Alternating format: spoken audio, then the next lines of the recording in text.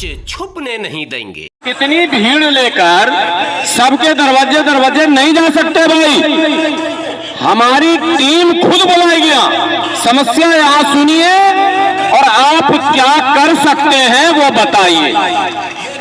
और जैसे वो कहते हैं कि मैं ये कर सकता हूं तो मेरी टीम फिर उनके पीछे लग जाती। आपने कहा वहां अब कीजिए इसको, तो इसमें लगना पड़ता है बड़े टेक्निकल ढंग से। उधर से चूंकि एलजी साहब का मसला है, तो अगर हम भारतीय जनता पार्टी को भी कॉन्फिडेंस में लेते हैं तो कोई एलजी का बहाना करके हमको केजरीवाल जी टाल नहीं सकते। और केजरीवाल जी के ऊपर आरोप लगाकर भाजपा भी बच नहीं सकती है। दोनों को बराबर संतुलन बना के रखने का। आपके यहां भी आएंगे, कई चेयरमैन आ गए, कई लोग आ गए, आपके धरने में भी लोग आए हैं, ऐसी बात नहीं है, वहां से लेकर यहां तक।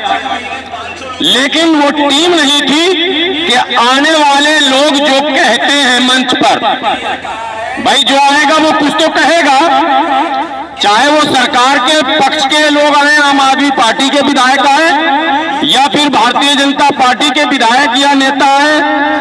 भाई एलजी साहब तो उनके अंडर में है, तो अगर वो आते हैं और आश्वासन देते हैं कि मैं ये करूंगा मैं वो करूंगा, तो उनका पीछा पकड़ने के लिए, किए गए वायदों पर अमल करवाने के लिए। लेकिन नेता कोई बैठा हुआ नहीं है भाई, महल्ले का छोटा नेता भी वो भी बिजी है और जो बड़ा है बहुत बिजी, पीछे लगना पड़ता।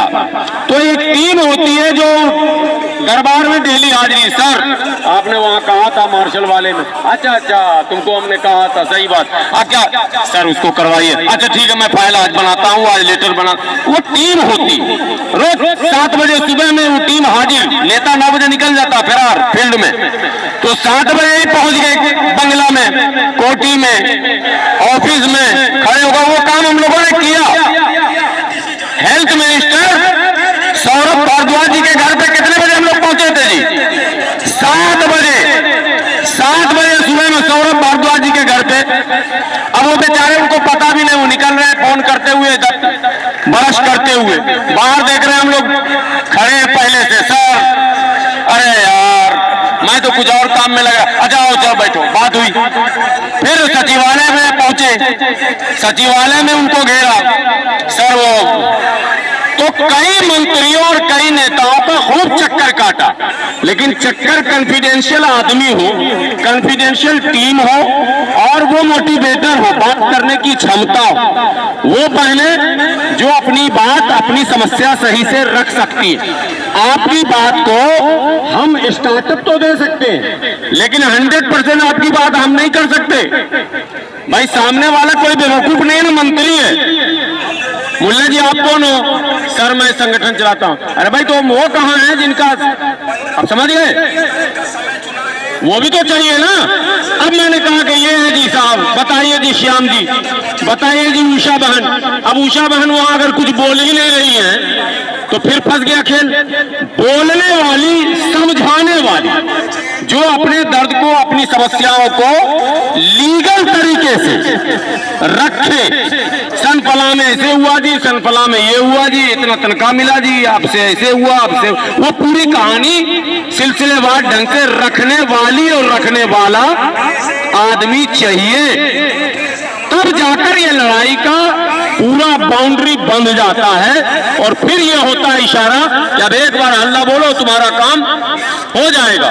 वो भी इशारा वहीं से हो जाता है, कब काम हो रहा है, आगे बढ़ गया है, इतना हो गया, इतना बच गया है, जरा सा लगा दो और ताकत। कभी उधर से वो बोलेगा कि उसको घेर लो, उधर से वो बोलेगा उसको घेर लो, ये सब भी होता है धरने में, ये सब चलता है। मान लीजिए भाजपा के लोग बोले यार तुम्हारा सारा काम तुम्हें करवा दिया, जरा घेर लो केजरीवाल को इस बार जोरदार ढंग से।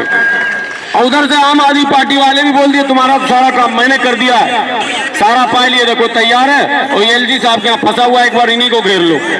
तो भैया हम जो फैसला लेंगे वो हम आपस में बैठ कर लेंगे, किसी के कहने सुनने से नहीं लेंगे। हम वस्तु स्थिति का आकलन करेंगे, वाकई हमारा फाइल कहां पर है और किसके साइन से अब यह आगे जाएगा, कहां जाकर रुकेगा। बहुत सारे टेक्निकल मामले इसमें हैं। रही बात कोर्ट कचहरी की, तो सब लोग अपने अपने घर में आराम से सोइए। कोर्ट के लिए तो कोई जरूरत ही नहीं है। कोर्ट के लिए तो नोट देते जाइए, तारीख चलता रहेगा, और कब होगा क्या होगा कि नहीं होगा, ये इसकी तो खैर कोई गारंटी नहीं है। मजदूरों की लड़ाई कोर्ट में जीती गई है, लेकिन 1-2 दिन में कभी नहीं। 10 साल, 15 साल, 20 साल के बाद मजदूरों के हित में या फिर अगेंस्ट में फैसले आते हैं, निर्णय आते हैं। यही हुआ अब तक। तो इसलिए लड़ाई का जो तरीका है, उस तरीके पर हम लोग बढ़ेंगे, हम लोग लड़ेंगे, और हम मुसलमान हैं। हम लोग कहते हैं इंशाअल्लाह, सुना होगा आप लोग के भी दोस्त यार होंगे, तो इंशाअल्लाह मतलब है ईश्वर ने चाहा तो ईश्वर ने चाहा तो, ये तो कहना ही पड़ता। अंतिम इच्छा तो उन्हीं की है। आदमी लड़ता है, लेकिन धारणा ये है, भावना ये है कि प्रार्थना भी करता है कि ईश्वर करा दे यार जल्दी। करना हमी को है, कराने कोई नहीं आएगा, लड़ना हमको ही है। लेकिन जब हम लड़ लेते हैं तो हम कहते हैं कि अब तो हमने अपना कर्तव्य कर लिया है, अब बाकी काम वो करवाएंगे। तो वो वे है, वो रास्ता है, उस रास्ते पर चलकर हम लोग लड़ेंगे। और मैं हृदय की गहराइयों से पूरे भरोसे के साथ, विश्वास के साथ ये कहता हूं कि लड़ाई जीती जाएगी, लड़ाई जीती जाएगी। कहीं से भी मन में 1% भी नकारात्मक बात, नेगेटिव बात नहीं आएगी कि अगर हम लड़ेंगे तो नहीं जीतेंगे। ये कभी नहीं हो सकता। लड़ेंगे तो जीतेंगे, अगर लड़ेंगे तो जीतेंगे, ये पूर्ण विश्वास के साथ बल। और लड़ाई विश्वास से लड़ी जाती है और विश्वास से ही जीती जाती है। विश्वासम फलम दायकम, सुने ना, विश्वासी ना होगा तो पहले डगमगा जाएंगे, तो न लड़ पाएंगे न जीत पाएंगे। इसलिए पूर्ण विश्वास, पूर्ण भरोसा, फुल कॉन्फिडेंस कि हम लड़ेंगे। हम कोई गैर कानूनी न मांग है हमारा, न अमानवीय हमारा तरीका रहेगा। तो हम हर हाल में कानूनी लड़ाई है, जीतेंगे हर हाल में। तो इसलिए हमारी आप लोगों से ये विनती है, प्रार्थना है कि जो लोग भी इस धरने में आते हैं, हम आपके सपोर्ट और समर्थन के लिए और भी मतलब आगे ज्यादा सपोर्ट मिले, उसका प्रबंध भी लोग कर रहे हैं। कई और लड़ाइयां हमारे यहाँ, अकेले आपकी लड़ाई नहीं है। यहाँ पर लड़ाई यहाँ स्कूल वालों की भी चल रही है।